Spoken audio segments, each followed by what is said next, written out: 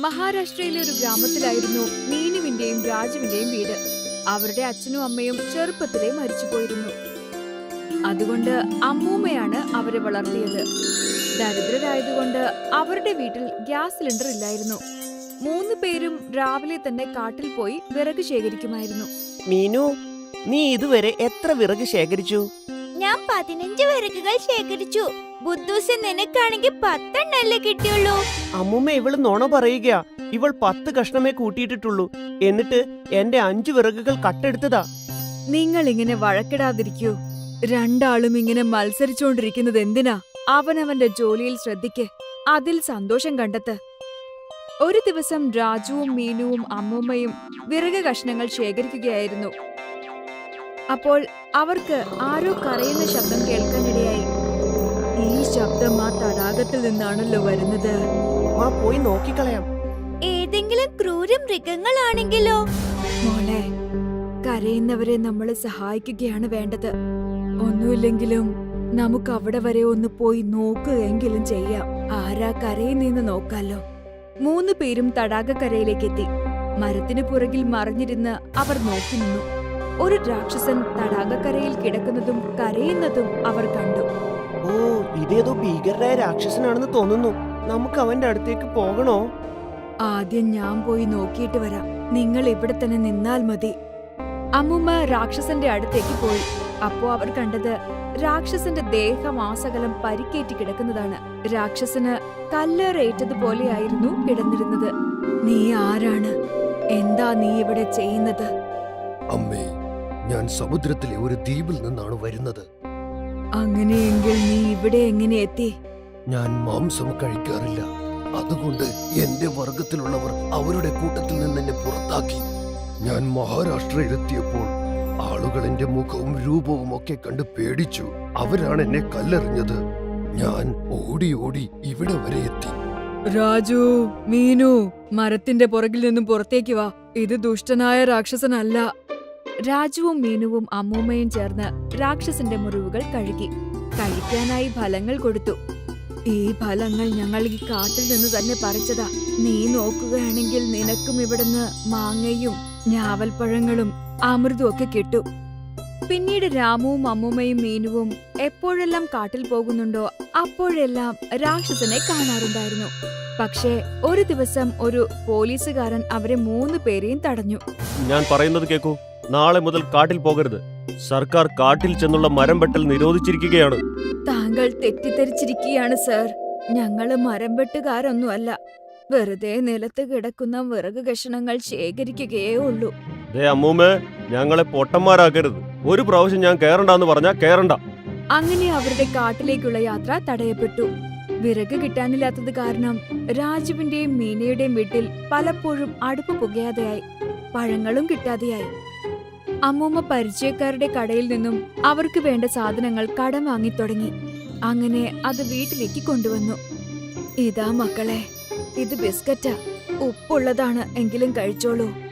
എനിക്കറിയില്ല ഇനി എന്ന് നമ്മുടെ വീട്ടിൽ അടുപ്പ് പുകയുമെന്ന്. കുറച്ചു ദിവസങ്ങൾക്ക് ശേഷം അമ്മുമ്മ കടയിൽ സാധനങ്ങൾ വാങ്ങാൻ ചെന്നു. കടക്കാരൻ അപ്പോൾ കടം കൊടുക്കാൻ വിസമ്മതിച്ചു.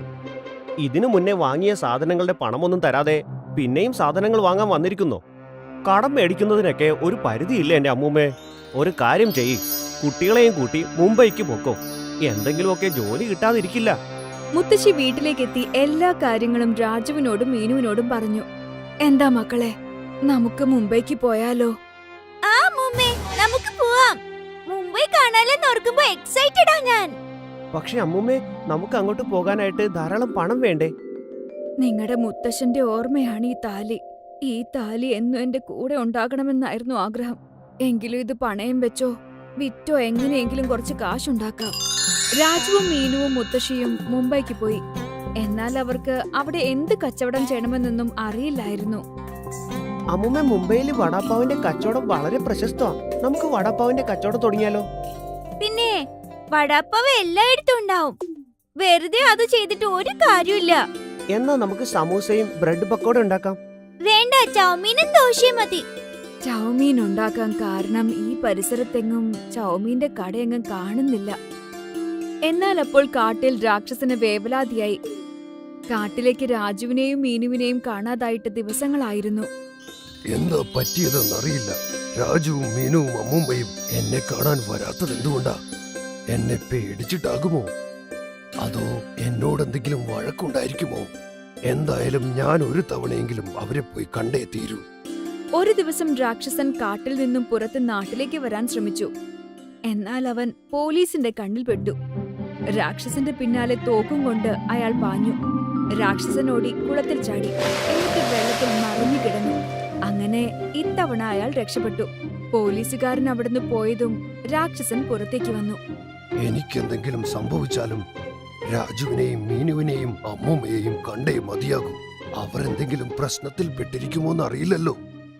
അവര് 3 പേരും വലിയൊരു പ്രശ്നത്തിൽ തന്നെയായിരുന്നു. കാരണം അവരുടെ ചൗമീന്റെ കച്ചവടം ആകെ കുഴപ്പത്തിലായിരുന്നു.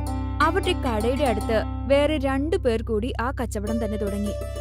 രാജു, നീ നാട്ടിലേക്ക് പോയിക്കോ.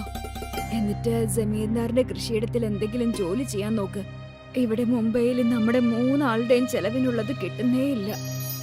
എന്തായാലും ഞങ്ങൾക്ക് 2 ആൾക്കുള്ള വക എങ്ങനെയെങ്കിലും ഉണ്ടാക്കാം. രാജു നാട്ടിലേക്ക് തിരിച്ചെത്തി. രാക്ഷസൻ മാമയെ കണ്ടിട്ടിപ്പോ കുറെ നാളായിട്ടുണ്ടല്ലോ. എന്തായാലും അദ്ദേഹത്തെ കണ്ട് ഞങ്ങളുടെ സങ്കടങ്ങൾ പറയുക തന്നെ വേണം. ഒരു ദിവസം രാത്രിയിൽ മരങ്ങൾക്കിടയിൽ അവൻ ഒളിച്ചിരുന്നു. കാട്ടിലേക്കുള്ള ചെക്ക് പോസ്റ്റിനടുത്ത് അവിടുത്തെ പോലീസുകാർ ഉറങ്ങുന്നത് നോക്കി കാത്തിരുന്നു. അങ്ങനെ അവർ ഉറങ്ങാൻ കയറിയപ്പോ അവൻ പതിയെ കാട്ടിലേക്ക് നടന്നു. രാക്ഷസൻ ഒരു മരത്തിന്റെ മുകളിൽ ഒളിച്ചിരിക്കുകയായിരുന്നു. അങ്ങനെ രാക്ഷസൻ രാജുവിനെ കണ്ടതും മരത്തിൽ നിന്നും താഴേക്ക് ചാടി. നിങ്ങൾ എന്നെ പേടിപ്പിച്ചു കളഞ്ഞല്ലോ അമ്മാവ. പിന്നെ പറ, എന്തൊക്കെയുണ്ട് വിശേഷങ്ങൾ? ഇവിടെ വല്ലാത്ത കഷ്ടപ്പാടാണ് മോനെ. ഈ സർക്കാർ ഉദ്യോഗസ്ഥന്മാർ എപ്പോഴും കാട്ടിലേക്ക് കയറി വരും. അത് കാരണം എനിക്ക് എപ്പോഴും ഒളിച്ചിരിക്കേണ്ടതായി വരും. നിങ്ങൾ 3 പേരും എങ്ങോട്ട് പോയതാ? ഇത്രയും ദിവസമായിട്ടും ഇങ്ങോട്ട് വരാഞ്ഞതെന്താ? ഞങ്ങൾ മുംബൈക്ക് പോയിരിക്കുമായിരുന്നു. മുത്തശ്ശിയും മീനും ഇപ്പോഴും അവിടെ തന്നെയാണ്. എന്നാൽ അവിടെ കച്ചവടം ഒന്നും നന്നായി നടക്കുന്നില്ല. അതുകൊണ്ടാ ഞാൻ ഇങ്ങോട്ട് പോന്നത്. എന്ത് കച്ചവടമാ നിങ്ങൾ അവിടെ തുടങ്ങിയത്? ചൗമീന്റെ കച്ചവടമാ തുടങ്ങിയത്. ചൗമീനോ? അതെനിക്ക് വളരെ ഇഷ്ടമാണ്. പിന്നെ എനിക്ക് ബ്രെഡ് പക്കോടയും ഇഷ്ടമാണ്. എന്റെ അമ്മ ചെറുപ്പത്തിൽ എനിക്ക് പക്കോട ചൗമീൻ ഉണ്ടാക്കി തരുമായിരുന്നു. പക്കോട ചൗമീനോ? ആ, ചൗമീൻ ഉണ്ടാക്കി പാത്രത്തിൽ വെച്ചിട്ട് ശരിയാക്കി എടുക്കണം. അപ്പോഴത് പക്കോട ചൗമീനായി മാറിയിരിക്കും. എങ്കിൽ മുത്തശ്ശിയോട് പക്കോട ചൗമീൻ ഉണ്ടാക്കാൻ പറയാം. ശരിയാണ് പറഞ്ഞത്. സാധാരണ ചൗമീൻ എല്ലാവരും ഉണ്ടാക്കുന്ന ഒന്നാണല്ലോ. പക്ഷെ നിങ്ങൾ പക്കോട ചൗമീൻ ഉണ്ടാക്കിയാൽ വേറെ ആരും അത് ഉണ്ടാക്കുകയില്ല. ആളുകളെല്ലാം നിങ്ങളുടെ കടയിലേക്ക് വരികയും ചെയ്യും. രാക്ഷസൻ അമ്മാവ, ഇത്തവണ ഞാൻ മുംബൈയിലേക്ക് ഒറ്റയ്ക്കല്ല പോകുന്നത്. നിങ്ങളെയും കൊണ്ടുപോകും. ഇല്ല, എനിക്ക് ആളുകൾക്കിടയിൽ വരുന്നത് പേടിയാ. പേടിക്കണ്ടെന്നേ. ഞാൻ ആളുകളോട് പറഞ്ഞോളാം മാമൻ ആരെ ഉപദ്രവിക്കാത്ത നല്ല രാക്ഷസനാണെന്ന്. രാജു പിറ്റേന്ന് തന്നെ പോലീസുകാരോട് സംസാരിച്ചു. അങ്കിൾ, കാട്ടിലൊരു രാക്ഷസൻ താമസിക്കുന്നുണ്ട്. ദയവ് ചെയ്ത് അദ്ദേഹത്തെ എന്റെ കൂടെ വിടണം. ഈ രാക്ഷസന്മാർ നമുക്കെല്ലാം അപകടമാ. അതുകൊണ്ട് അവനെ കൊന്നിട്ടേ ഞാൻ അടങ്ങൂ. ഞാൻ പറയുന്നതൊന്ന് വിശ്വസിക്കൂ അങ്കിൾ. ഈ രാക്ഷസൻ മാംസം തിന്നുകയില്ല. അതു കാരണമാ അദ്ദേഹത്തെ ആ രാജ്യത്തു നിന്ന് പുറത്താക്കിയത്.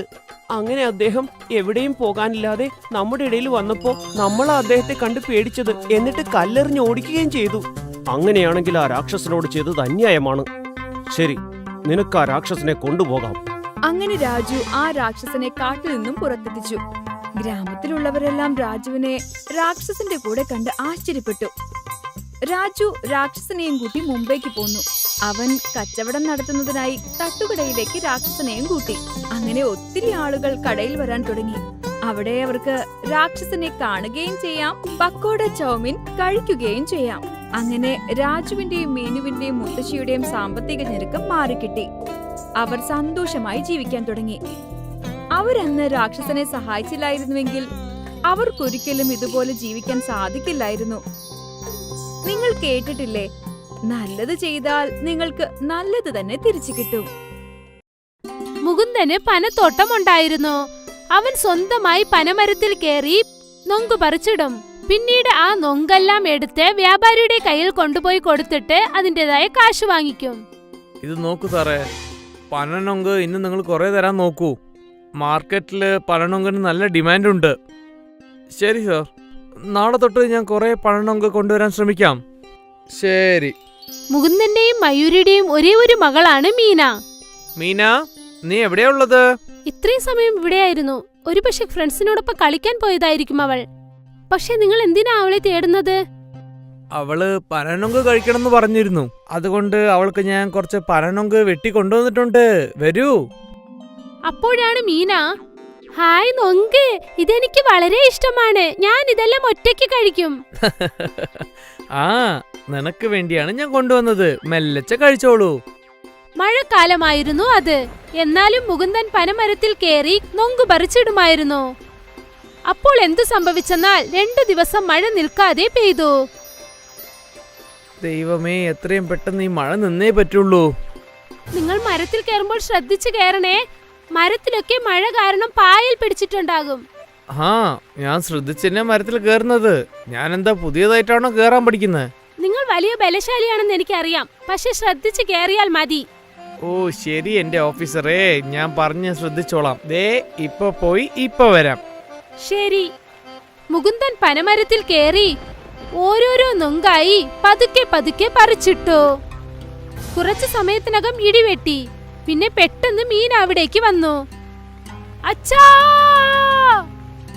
മീനയുടെ ശബ്ദം കേട്ടതും മുകുന്ദന്റെ ശ്രദ്ധ തെറ്റിപ്പോയി. അതുകൊണ്ട് അദ്ദേഹം മരത്തിൽ നിന്നും താഴേക്ക് വഴുതി വീണു. അച്ഛാ! മീന നിലവിളിക്കുന്ന ശബ്ദം കേട്ട് ഗ്രാമത്തിൽ തൊട്ടരികിലുണ്ടായിരുന്ന കുറെ പേര് അവിടേക്ക് ഓടി വന്നു. കൊച്ചച്ചാ, അച്ഛൻ താഴെ വീണു. ഗ്രാമത്തിലെ ആളുകളൊക്കെ അത് നോക്കി നിന്നു. മുകുന്ദനെ ഓപ്പറേഷൻ തിയേറ്ററിൽ ചേർത്തു. ഇനി ഒരിക്കലും അദ്ദേഹത്തിന് സ്വന്തം കാലിൽ നിൽക്കാൻ പറ്റില്ല. ഇപ്പൊ എന്ത് ചെയ്യാനാ? ഇനി നമ്മുടെ കുടുംബം നമ്മൾ എങ്ങനെ നോക്കാനാ? നിങ്ങൾ ഒന്നുകൊണ്ട് വിഷമിക്കേണ്ട. എന്തെങ്കിലും ഒന്ന് തീർച്ചയായും നടക്കും. ദൈവം നമുക്ക് കഷ്ടം തന്നിട്ടുണ്ടെങ്കിൽ പുറത്തു വരാനുള്ള വഴിയും തീർച്ചയായും കാണും. പക്ഷെ എങ്ങനെ? ഇപ്പൊ ഞാൻ ഊനമായല്ലോ. ഇതിന് പകരം ആ ദൈവം എന്നെ കൊന്നാ മതിയായിരുന്നു. അങ്ങനെയൊന്നും പറയല്ലേ. നിങ്ങളാണ് ഞങ്ങളുടെ ജീവിതം മൊത്തം. മയൂരിയും മുകുന്ദനും ഒരുപാട് വിഷമത്തിലായിരുന്നു. അവരുടെ ഭാവി എന്താകുമെന്ന് ആലോചിച്ച്. കുറച്ചു ദിവസങ്ങൾക്ക് ശേഷം മുകുന്ദനെ വീട്ടിലേക്ക് കൊണ്ടുവന്നു. അവർ രണ്ടുപേരും ചേർത്ത് വെച്ചിരുന്ന മുഴുവൻ കാശും അവനെ ചികിത്സിക്കാനായി കാലിയായി. ഞാൻ എന്തെങ്കിലും ഒരു ജോലി തേടാം. നീ ജോലിക്ക് പോകാൻ പോവാണോ? നീ ജോലിക്ക് പോയാൽ പിന്നെ വീട്ടു ജോലി ഇതൊക്കെ എങ്ങനെ ചെയ്യും? ഞാൻ എന്തെങ്കിലുമൊക്കെ ചെയ്യാൻ ചേട്ടാ. തീർച്ചയായിട്ടും വേറെ എന്തെങ്കിലും വഴിയുണ്ടാവും. ഈ വേദനയിലും തീർച്ചയായിട്ടും എന്നെ കൊണ്ട് ചെയ്യാൻ പറ്റും. വേണ്ട വേണ്ട, നിങ്ങൾ വിശ്രമിച്ചോളൂ. ഇല്ല മയൂരി, ഞാൻ എന്നും നിനക്ക് ഭാരമായിട്ടുണ്ടാവില്ല. ഈ അവസ്ഥയിൽ നിങ്ങളെ കൊണ്ട് എന്ത് ചെയ്യാൻ പറ്റും? തീർച്ചയായിട്ടും എന്തെങ്കിലും ഉണ്ടാവും. അടുത്ത ദിവസം മുതൽ മയൂരി ജോലി തേടാൻ തുടങ്ങി. അവൾ ഒരുപാട് കമ്പനികളിലും കടകളിലും ചെന്ന് കേട്ടു. പക്ഷെ എവിടെയും അവൾക്ക് ജോലി ലഭിച്ചില്ല. എവിടെയും എനിക്കൊരു ജോലി കിട്ടിയില്ല. ഞാൻ എന്തെങ്കിലും പുതിയതായി വ്യാപാരം ചെയ്യാമെന്ന് ആലോചിക്കുന്നു. പക്ഷേ എന്ത് വ്യാപാരമാണ്? എന്നെ കൊണ്ട് എന്തെങ്കിലും സഹായം ചെയ്യാൻ പറ്റുമോ? ഞാൻ മാർക്കറ്റിലൊരു ബക്കോട കട കണ്ടു. അവിടെ നല്ല തിരക്കുണ്ടായിരുന്നു. ഞാനും വളരെ നന്നായിട്ട് ബക്കോട ചെയ്യും. എന്തുകൊണ്ട് ഞാനും ബക്കോട വിറ്റുകൂടാ? അത് ചെയ്യാലോ. പക്ഷേ എല്ലാവർക്കും ആ കടയിലെ പക്കോടയാണ് വളരെ ഇഷ്ടപ്പെടുന്നത്. അതുകൊണ്ട് നീ വല്ല പുതിയ എന്തെങ്കിലും പക്കോട ഉണ്ടാക്കിയാലേ ഹിറ്റാവുള്ളൂ. പുതിയെന്ന് വെച്ചാൽ? അതായത് ചൈനീസ് പക്കോടയുണ്ട്. അത് കുട്ടികൾക്ക് വളരെ ഇഷ്ടപ്പെടും. അതുപോലെ എന്തെങ്കിലും പുതിയതായിട്ട്. വേറെ എന്തെങ്കിലും ഒന്ന് വെച്ചാ? മീന, നീ പറ. നിനക്ക് എന്താണ് ഒരുപാട് ഇഷ്ടമുള്ളത്? എനിക്ക് മാഗിയാണ് ഇഷ്ടം. മാഗി പക്കോട ഇട്ടാൽ എങ്ങനെ ഇരിക്കും? മാഗിയിൽ പക്കോട ചെയ്യാൻ പറ്റുമോ? ആ, അതും നല്ല ക്രിസ്പി ആയിട്ട്. നോക്കൂ മീന, പെട്ടെന്ന് ചെന്ന് ഒരു പാക്കറ്റ് മാഗി വാങ്ങിക്കൊണ്ടുവാ. മീന മാഗി വാങ്ങിക്കാനായി ചെന്നു. പിന്നെ കുറച്ചു സമയത്തിനകം 2 മാഗി പാക്കറ്റുമായി വന്നു. മീന മാഗിയെ വേവിച്ചെടുത്തു. എന്നിട്ട് അതിൽ കുറച്ച് മസാലകൾ ചേർത്ത് അതിനെ ചീനിച്ചട്ടിയിലിട്ട് പൊരിച്ചെടുത്തു. പക്കോട റെഡിയായി. മീന അവരുടെ അമ്മ ചെയ്യുന്നത് നോക്കിക്കൊണ്ടേയിരുന്നു. മീനയുടെ അമ്മ മാഗി പക്കോട ചെയ്തുകൊണ്ടിരുന്നപ്പോൾ തന്നെ അതിൽ നിന്നും ഒരു പക്കോട എടുത്ത് മീന കഴിക്കാൻ തുടങ്ങി. ഉടനെ അമ്മ പറഞ്ഞു, പതുക്കെ പതുക്കെ, നല്ല ചൂടുണ്ട്. നല്ല രുചിയുണ്ട് അമ്മേ. വാവ്! മീന ഒരു മാഗി പക്കോട എടുത്ത് തന്റെ അച്ഛന് കൊണ്ടുപോയി കൊടുത്തു. ഇത് ശരിക്കും വളരെ നന്നായിട്ടുണ്ട്. ആ, ഞാൻ പറഞ്ഞില്ലേ ഞാൻ വളരെ നന്നായിട്ട് പക്കോട ഉണ്ടാക്കുമെന്ന്. ഈ മാഗി പക്കോട മാർക്കറ്റിൽ വിൽക്കുമോ? ആഹാ, നന്നായിട്ട്. ഇത് തീർച്ചയായിട്ടും വിജയിക്കും. ഇത് കേട്ടപ്പോൾ മയൂരിക്ക് സന്തോഷമായി. കുറച്ച് ദിവസത്തിനകം തന്നെ മയൂരിയും മുകുന്ദനും കൂടി മാർക്കറ്റിൽ ഒരു മാഗി പക്കോട സ്റ്റാൾ ഓപ്പൺ ചെയ്തു. ഇതെന്താ ആന്റി? മാഗി പക്കോട? മാഗിയിൽ പക്കോടയോ? ഹാ, ഒരു പ്ലേറ്റ് തരൂ. ശരി ശരി, തരാം മോളെ. മയൂരി ആ കുട്ടിക്ക് മാഗി പക്കോട നൽകി. വാവ്, എന്ത് രുചിയാണിത്! ഇതുവരെ ഇതുപോലെ ഒരു പക്കോട ഞാൻ കഴിച്ചിട്ടേ ഇല്ല. ആ കുട്ടി പറഞ്ഞത് കേട്ട് വീണ്ടും ഒരുപാട് കസ്റ്റമർ അവിടേക്ക് വന്ന് മാഗി പക്കോട വാങ്ങി. ആന്റി, ഇത് വളരെ നന്നായിട്ടുണ്ട്. മുകുന്ദൻ മാഗി പക്കോട കടയിൽ മയൂരിയെ സഹായിക്കുന്നുണ്ടായിരുന്നു. കട നല്ല രീതിയിൽ പോയി. ആദ്യ ദിവസം തന്നെ മുകുന്ദനും മയൂരിയും കൂടി ഒരുപാട് കാശുണ്ടാക്കി. രണ്ടുപേരും സന്തോഷത്തോടെ വീട്ടിലേക്ക് പോയി. ഞാൻ ആലോചിച്ചു പോലും നോക്കില്ല നമുക്ക് ഇത്രയും വരുമാനം കിട്ടുമെന്ന്. ഈ കഷ്ടത്തിലും നമുക്ക് കിട്ടിയ വളരെ സന്തോഷമായ കാര്യമാണിത്. അച്ഛാ, നിങ്ങൾ വിഷമിക്കാതെ ഇരിക്കൂ. നമ്മുടെ എല്ലാ സങ്കടങ്ങളും ഇതോടെ മാറും. നിങ്ങളുടെ അസുഖവും മാറും. മുഴുവൻ കുടുംബവും നല്ല വിശ്വാസത്തോടെ ആയിരുന്നു. എല്ലാരും ഒന്നിച്ച് അതിനായി ശ്രമിക്കുന്നുണ്ടായിരുന്നു. അവരുടെ മാഗി പക്കോട വ്യാപാരം നല്ല രീതിയിൽ പോയിക്കൊണ്ടിരുന്നു. കസ്റ്റമേഴ്സിന്റെ തിരക്കും ഒരിക്കലും കുറഞ്ഞില്ല. കൂടെ തന്നെ അവരുടെ വരുമാനവും അധികരിച്ചുകൊണ്ടേയിരുന്നു. മാഗി പക്കോട പെട്ടെന്ന് ഫേമസ് ആയി. നല്ല പണം വന്നത് കാരണം മുകുന്ദനെ നല്ല രീതിയിൽ അവർ ചികിത്സിക്കാൻ തുടങ്ങി. ചികിത്സ ചെയ്തതുകൊണ്ട് ഈ ട്രീറ്റ്മെന്റ് മൂലമായിട്ട് മുകുന്ദ് സാർ നിങ്ങൾ കൊണ്ട് നടക്കാൻ പറ്റും തോന്നുന്നു. കുറച്ച് സെറ്റ് ഓഫ് സർജറി ചെയ്താൽ ശരിയാവും. കാരണം ഈ ട്രീറ്റ്മെന്റ് കൊണ്ട് നിങ്ങളുടെ ബോഡി വളരെ നന്നായിട്ട് തന്നെ റിയാക്ട് ചെയ്യുന്നുണ്ട്. ഡോക്ടർ പറഞ്ഞത് കേട്ട് മൊത്ത കുടുംബവും ഒരുപാട് സന്തോഷിച്ചു. 6 മാസങ്ങൾക്ക് ശേഷം ഇപ്പോൾ മയൂരി സ്വന്തമായ ഒരു മാഗി പക്കോട സ്റ്റാൾ ആരംഭിച്ചു. മനസ്സു നിറയുള്ള സന്തോഷം കാരണം മുകുന്ദന്റെ അസുഖവും മാറി. അദ്ദേഹം പതുക്കെ പതുക്കെ ഒരു വടി പിടിച്ച് നടക്കാൻ തുടങ്ങി. വീട്ടിലുള്ളവരുടെ ആത്മവിശ്വാസം കാരണം മുകുന്ദന്റെ ആത്മവിശ്വാസം വർദ്ധിച്ചു. അതുകൊണ്ട് അദ്ദേഹം എണീറ്റ് നടക്കാൻ തുടങ്ങി. ഇതെല്ലാം തന്നെ ആ മാഗി പക്കോട കാരണമാണ് സംഭവിച്ചത്. പിന്നെ അവരുടെ ആ മാഗി പക്കോട അവരുടെ ജീവിതം തന്നെ മാറ്റിമറിച്ചു. സുമൻ ഒരു പൈസയുള്ള വീട്ടിലെ പെൺകുട്ടിയാണ്. അവൾ അവളുടെ അച്ഛനമ്മയോടൊപ്പമാണ് ജീവിക്കുന്നത്. അവളുടെ അമ്മ അനുരാധ ഭയങ്കര മെലിഞ്ഞിട്ടാണ്. പക്ഷെ അവർക്ക് ഒരു വിഷമമുണ്ട്. അവരുടെ മകൾ ഒരുപാട് തടിച്ചയായതുകൊണ്ട് വലിയ പെൺകുട്ടിയെ പോലെയാണ് തോന്നിക്കുന്നത്. അവർക്ക് ശേഷം സുമന്റെ ജീവിതം എന്താകുമെന്ന് അവർ ഒരുപാട് വിഷമിച്ചിരിക്കും. സുമൻ, നിന്റെ തടി ദിവസം കൂടുന്തോറും കൂടുന്നുണ്ട്. നീ ഇപ്പോഴുള്ള വയസ്സിനേക്കാൾ വലിയ പെൺകുട്ടി പോലെ തോന്നിക്കുന്നു. ഒരു പക്ഷെ ഇങ്ങനെ പോയാൽ നിന്റെ കല്യാണത്തിന് ഒരുപാട് പ്രശ്നങ്ങൾ വരും. അമ്മേ, ഞാൻ എന്ത് ചെയ്യാനാ? ഞാൻ ഒരു ദിവസം ഒരു റൊട്ടി കഴിക്കുന്നുള്ളൂ, എന്നാലും തടിക്കുന്നുണ്ട്.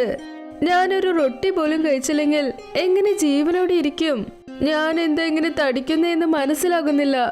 മോളെ, നീ ഒരു കാര്യം ചെയ്യ്, ഒരു ജിമ്മിൽ ചേര്. നന്നായി എക്സസൈസ് ഒക്കെ ചെയ്താൽ നിന്റെ തടിയും കുറയും. അനുരാധ പറഞ്ഞതുപോലെ സുമൻ ഒരു ജിമ്മിൽ ജോയിൻ ചെയ്തു. അവിടെ ഒരു ട്രെയിനർ സുമനെ കൊണ്ട് ഒരുപാട് എക്സസൈസുകൾ ചെയ്യിപ്പിച്ചു. പക്ഷെ ഒരു ലാഭവും ഉണ്ടായിരുന്നില്ല. എന്തെന്നാൽ സുമനെ ഏത് മെഷീനിൽ എക്സസൈസ് ചെയ്യിപ്പിച്ചാലും ആ മെഷീനൊക്കെ തകർന്നു പോയി. എന്റെ ദൈവമേ, നിന്റെ തടി എത്ര കൂടുതലാണെന്നോ! എല്ലാ മെഷീനും തകർന്നു പോകുന്നുണ്ട്. ഇപ്പൊ ഞാൻ ഓണറോട് എന്ത് പറയും? ശരി, സാരമില്ല, വിട്. നീ മെഷീനിൽ എക്സസൈസ് ചെയ്യുന്നതിന് പകരം തറയിൽ നിന്നുകൊണ്ട് എന്തെങ്കിലും ചെയ്യേ. പിങ്കി സുമന് ഒരുപാട് തരം എക്സസൈസ് കാണിച്ചു. അതിലൊരു എക്സസൈസ് പ്രകാരം അവളുടെ കൈകൾ തണ്ടലിന് പുറകെ കൊണ്ടുപോയി. അതിൽ അവൾ പെട്ടുപോയി. അയ്യോ, ആരെങ്കിലും എന്റെ കൈയൊന്ന് ശരിയാക്കി തരൂ. എനിക്ക് കൈകൾ മുന്നോട്ട് കൊണ്ടുവരാനാകുന്നില്ല. എനിക്ക് ഒരുപാട് വേദനിക്കുന്നു. ആരെങ്കിലും എന്നെ സഹായിക്കൂ. പിങ്കി സുമന്റെ കൈകൾ എടുത്തു കൊടുത്തതും പാവം പിങ്കിയുടെ മേൽ സുമൻ വീണു. അയ്യോ അമ്മേ, എന്നെ വിട്ടേക്ക്. എനിക്ക് നിന്റെ തടി കുറയ്ക്കാനേ ആകില്ല. എപ്പോഴും കണ്ണാടിയിൽ നോക്കിയിട്ടുണ്ടോ? നിന്റെ തടി 100 കിലോനേക്കാൾ വലുതാ. സുമൻ വിഷമിച്ചുകൊണ്ട് അവളുടെ വീട്ടിലേക്ക് പോയി. പിന്നെ അനുരാധയോട് സംഭവിച്ചതെല്ലാം പറഞ്ഞു. അനുരാധയും ഒരുപാട് വിഷമിച്ചു.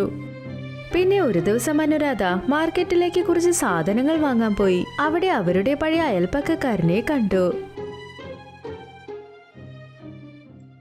സുഖമാണോ? എന്തിനാ നിങ്ങൾ ഇവിടെ നിന്നും പോയത്? നിങ്ങൾ പോയതും ഇവിടുത്തെ ഐശ്വര്യം പോയി. വീട്ടിലെല്ലാരും സുഖമാണോ? എല്ലാം നന്നായി പോകുന്നു. ഇപ്പൊ സുമന് കല്യാണ പ്രായവും എത്തിക്കഴിഞ്ഞു. അവളെ കല്യാണം കഴിപ്പിക്കാൻ ആരെങ്കിലും നല്ല പയ്യൻ കിട്ടിയാൽ എന്റെ മകൾക്ക് കല്യാണം കഴിപ്പിക്കാം. ആ, നിങ്ങൾ നല്ല കാര്യങ്ങൾ ചെയ്തു. എന്റെ മകന് വേണ്ടി ഞാൻ പെണ്ണ് ആലോചിക്കുവാണ്. നിങ്ങളും നിങ്ങളുടെ മകൾക്ക് പയ്യനെ അന്വേഷിക്കുന്നുണ്ടെന്ന് കേട്ടു. നിങ്ങളുടെ മകളെ എന്റെ മകന് വിവാഹം കഴിപ്പിച്ചു കൊടുക്കാമോ? എന്റെ മകന്റെ കല്യാണം 1 മാസത്തിനുള്ളിൽ നടക്കണം. ജോത്സ്യൻ അങ്ങനെയാണ് പറഞ്ഞിരിക്കുന്നത്. അങ്ങനെ ചെയ്യുകയല്ലാതെ ഒരു മാർഗവുമില്ല. നിങ്ങൾ ആദ്യം എന്റെ മകളെ കാണൂ. അയ്യോ, ഇല്ല ഇല്ല, നിങ്ങൾ കല്യാണത്തിന് വേണ്ട ഒരുക്കങ്ങൾ ചെയ്യൂ. ഒരാഴ്ചയ്ക്ക് ശേഷം ഞങ്ങൾ നിങ്ങളുടെ വീട്ടിലേക്ക് വരാം. അദ്ദേഹം അദ്ദേഹത്തിന്റെ മകൻ ആശിഷിനെ പെണ്ണ് കാണാതെ തന്നെ മണ്ഡപത്തിലേക്ക് കൊണ്ടുവന്നു. വധുവായി സുമൻ വന്നപ്പോൾ അവളെ കണ്ട് എല്ലാവരും ഷോക്കായി. തടിച്ചിയായ വധുവിനെ കണ്ട് എല്ലാവരും ചിരിച്ചു. അച്ഛാ, ഈ തടിച്ചയെ ഞാൻ കല്യാണം കഴിക്കണോ? ഞാൻ എന്ത് പാവമാ ചെയ്തത്? എന്റെ കോളേജിൽ ഞാൻ എത്ര ഫേമസ് ആണെന്നറിയാമോ? എന്റെ ജീവിതം നശിച്ചു പോകും. എനിക്ക് ഈ പെണ്ണിനെ കല്യാണം കഴിക്കാൻ പറ്റില്ല. ഇവിടെ നോക്കുമോനെ, ഇപ്പോൾ നമ്മുടെ അടുത്ത് വേറെ വഴിയൊന്നുമില്ല. നിന്റെ ജാതകത്തിൽ ദോഷമുണ്ട്. നിന്റെ കല്യാണം ഇന്ന് തന്നെ നടക്കണം. ഇപ്പോൾ നീ കല്യാണം കഴിച്ചില്ലെങ്കിൽ നിനക്ക് കോടിക്കണക്കിന് രൂപ ലോസ് വരും. അവന്റെ അച്ഛൻ പറഞ്ഞതുകൊണ്ട് ആശിഷ് സുമനെ കല്യാണം കഴിച്ചു. പക്ഷെ അവൻ സുമനെ എപ്പോഴും അവന്റെ ഭാര്യയായി കണ്ടതേയില്ല. ഒരു ദിവസം അവന്റെ അച്ഛൻ പറഞ്ഞതുകൊണ്ട് ആശിഷ് സുമനെ പുറത്തേക്ക് കൊണ്ടുപോയി. അവിടെ അവൾ സ്വിമ്മിംഗ് പൂളിൽ ഇറങ്ങിയതും ആ സ്വിമ്മിംഗ് പൂളിൽ ഉണ്ടായിരുന്ന വെള്ളമെല്ലാം പുറത്തേക്ക് വന്നു. നീ സ്വിമ്മിംഗ് പൂളിൽ ചാടിയാൽ അതിൽ പിന്നെ ആർക്കും കുളിക്കാൻ പറ്റില്ല. അത്രയ്ക്കും തടിയാ നിനക്ക്.